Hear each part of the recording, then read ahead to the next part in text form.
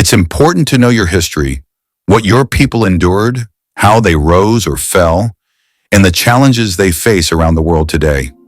History holds many answers. To be blind to your history is to be blind to your very existence, and that is never a good place to be. Black Africa endured over 1,000 years of systematic oppression and genocide. The scale of this impact on an entire race is immeasurable. Black Africans should take pride in their extraordinary human endurance, while laying firm foundations to ensure such horrors can never happen again for future generations. The challenges are not over. Black Africans continue to face substantial racism across the world. Let's return to the roots of Black Africa's struggles.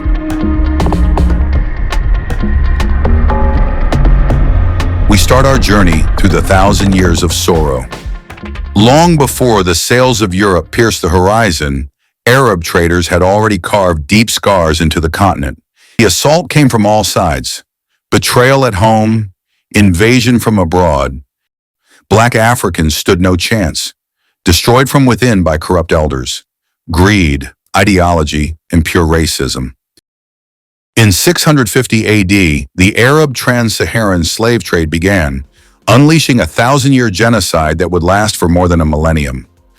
Enslaved Black African boys and young men castrated by Arab slave traders, with millions dying in the process. Millions of women taken as concubines. The beginning of Black Africa's descent into a 1,000-year Armageddon. In 1441 AD, European slave traders joined the Arab networks in the ongoing genocide of Black Africans. The Europeans will plunder your human and natural resources for many centuries. It is indefensible to characterize this as anything other than genocide. Collaborators and opportunists, those who aid in the weakening of Africa, still hold positions of power on the continent. They will betray you. They will betray you for 1,000 years. 1,000 years.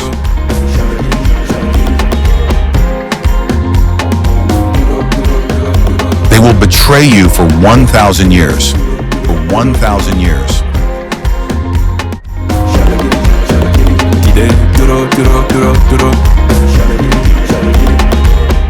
Here are some of the most powerful elders who betrayed their own people by participating in the enslavement of Africans for over 1,000 years.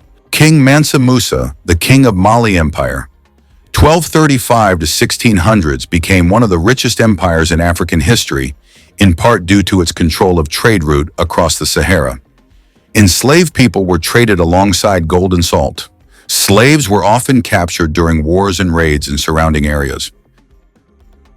Askia Muhammad, the ruler of the Songhai Empire, 1464 to 1591, profited from trans-Saharan slave trade. Slaves were a major part of Songhai's exports to North Africa. Kings from the Kanem Bornu Empire, 700s to 1800s, had centuries-long involvement in the Saharan slave trade. This is modern-day Chad, Niger, and Nigeria, selling enslaved people in exchange for horses, weapons, and goods. King Tegbesu of Dahomey ruled from 1740 to 1774. He made £250,000 a year selling people into slavery in 1750. That is estimated to be around £6 billion today. King Pengla of Dahomey ruled from 1774 to 1789. Much of his administration was defined by the increasing Atlantic slave trade and regional rivalry over the profits from this trade. King Gaizo of Dahomey ruled from 1818 to 1859. He said in the 1840s he would do anything the British wanted him to do, apart from giving up slave trade.